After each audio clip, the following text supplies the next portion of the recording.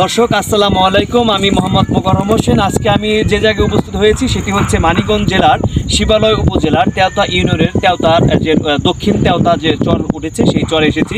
আমি এই চরে এসে যে বিষয়গুলো দেখতে পেয়েছি, এখানে কিন্তু 100 থেকে 100-র উপরে একটি বসত বাড়ি গড়ে উঠেছে এবং এই দৃশ্যগুলো তুলে ধরার জন্য কিন্তু আমি আপনাদের মাঝে এসেছি। এখানে আমি কথা বলে জানতে পেরেছি যে বিষয়গুলো এটি আলোক দেওয়ার চর বা বিভিন্ন চর নদী ভাঙার যে মানুষগুলো এখানে এসে কিন্তু বসবাস শুরু করেছে। প্রায় 6 মাস নাগাদ এখানে বসবাস শুরু করেছে এবং তাদের কিন্তু কোনো জায়গা জমি নাই, তারা এখন বর্তমানে নিঃস্ব, তারা কিন্তু অন্যের জায়গায় থাকেন।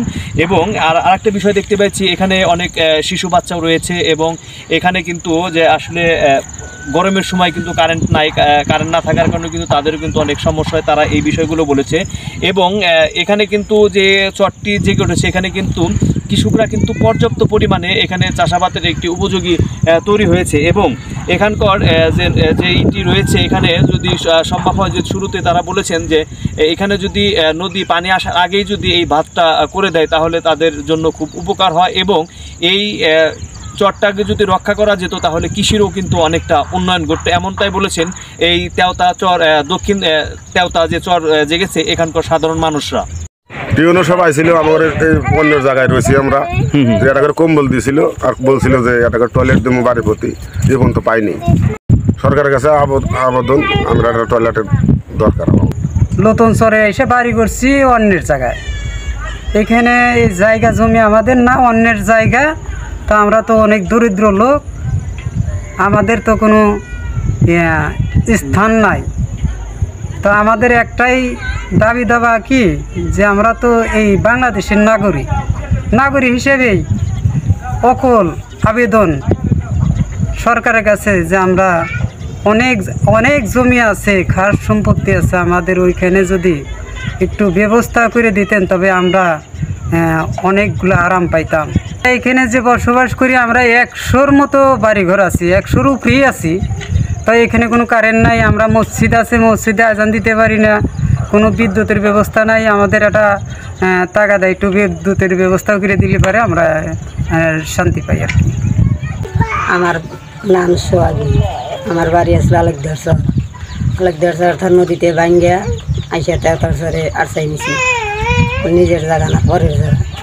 আমাদের এই চর অঞ্চলে জমিগুলো ভালো উর্বর, কিন্তু সমস্যা হলো এই নদী ভাঙ্গনের কারণে দেখা গেছে চর ভেঙে যায়, যার কারণে আমাদের বসত বাড়ি বারবার পাল্টাতে হয়। যদি এখানে একটা বাঁধের ব্যবস্থা হইতো তাহলে এই যে আমাদের এই গ্রামটা রক্ষা পাইতো। চরে বিভিন্ন ধরনের ফসল হয়, বাদাম হয়, তারপরে শস্য হয়, তিল হয়, আপনার ওই যে রান্ধনী সস। এবার আমি বেশ কিছু রান্ধনী সসের আবাদ করছি, প্রায় বিঘা 10। তো খরার কারণে ভালো সেচ ব্যবস্থা দিতে পারিনি, একটি হয়েছে, তারপরেও খারাপ হবে না, আমার লাভই হবে। হ্যাঁ, আর এটা যদি আমরা আধুনিক পদ্ধতিতে সরকারের সহযোগিতা নিয়ে আবাদ করতে পারতাম তাহলে আমরা ডেভেলপ করতে পারতাম।